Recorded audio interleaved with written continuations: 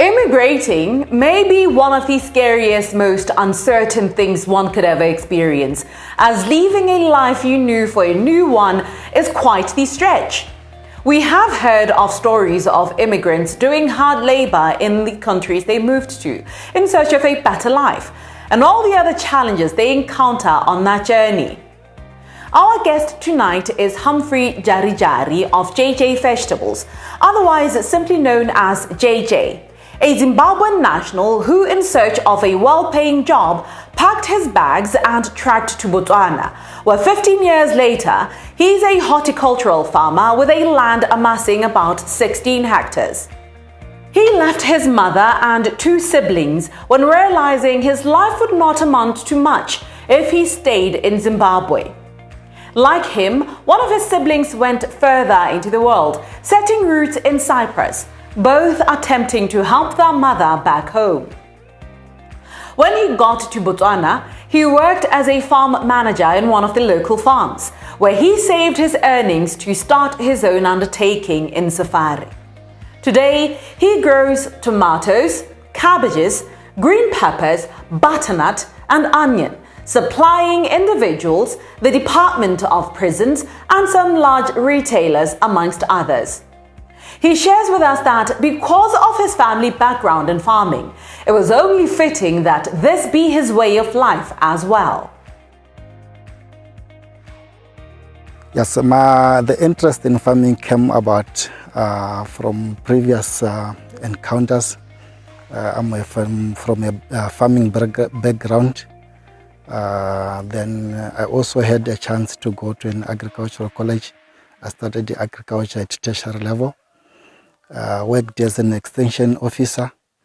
Also worked as a farm manager at one of the commercial farms.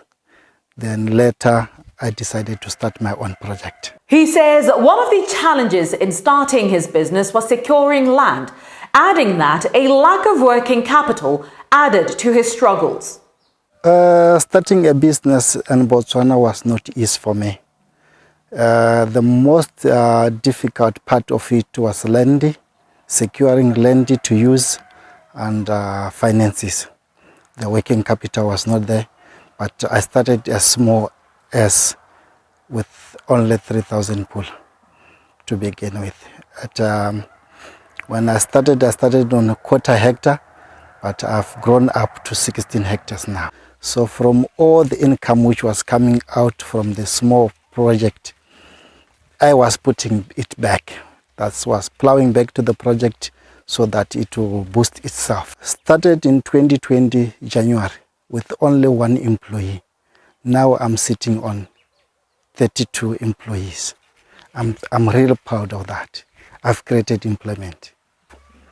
It was not easy, like I said, but I persevered. He says while there had been periods of difficulty and resistance, he trusted himself and his produce to speak for him, so much so that now he is a revered farmer in the area.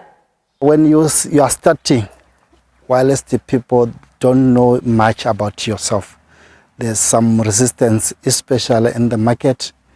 When people don't know you, they will not buy that easily from you.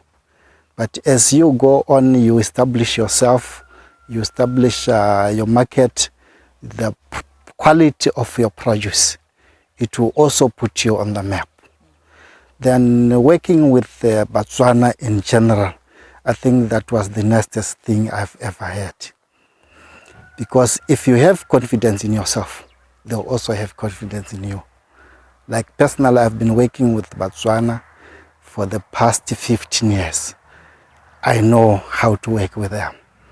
So that one, it's flowing nicely for me. Besides the challenges of capital and land, being a horticulturalist means having to deal with natural impediments to your undertaking, such as pests, crop diseases, and others. But nonetheless, JJ posits that being aware of the yearly seasonal cycles puts one in a better position to combat such challenges. Horticulture, yes, a lot of challenges. The challenges, some they are natural, Some they are ones which we can control them, but basically the natural ones, they are the most difficult. In terms of when you're facing, we are doing horticulture, you face things like hailstorm, frosty, pest damage. So mostly they are the ones which pulls farmers back.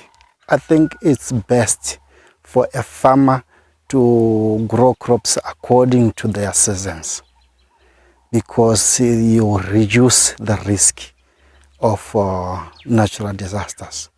Because, like, for example, growing cabbage in winter is the best thing a farmer can do, because it's not mainly affected by frost. But at the same time, when there's a glut of cabbage on the market, it will also affect your income.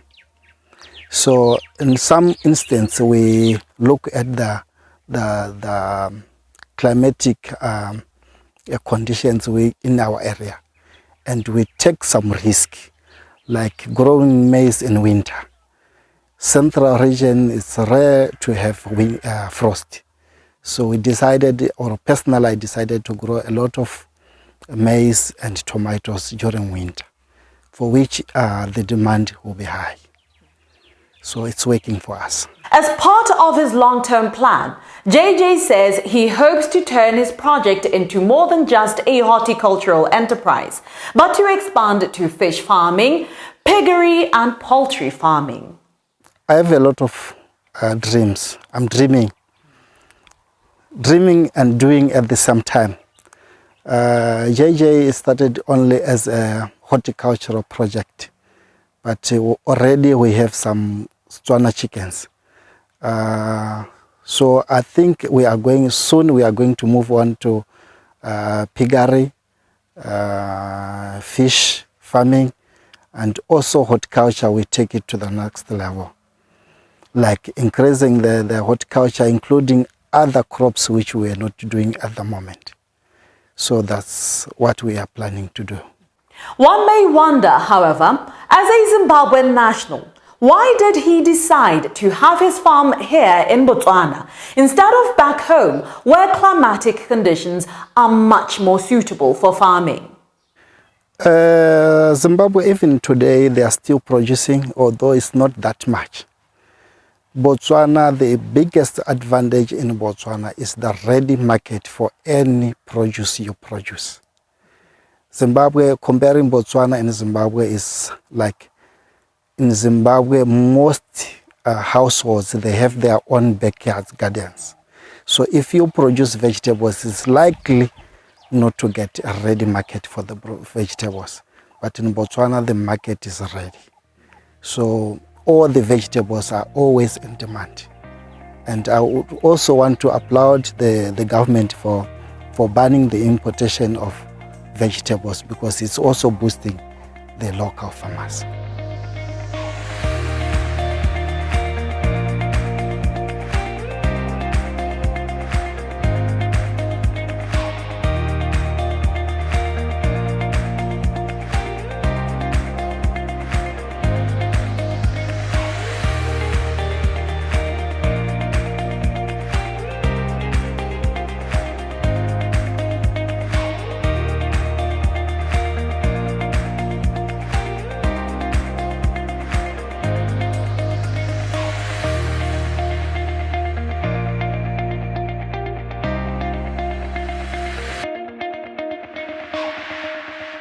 This program was brought to you in association with First National Bank of Botswana.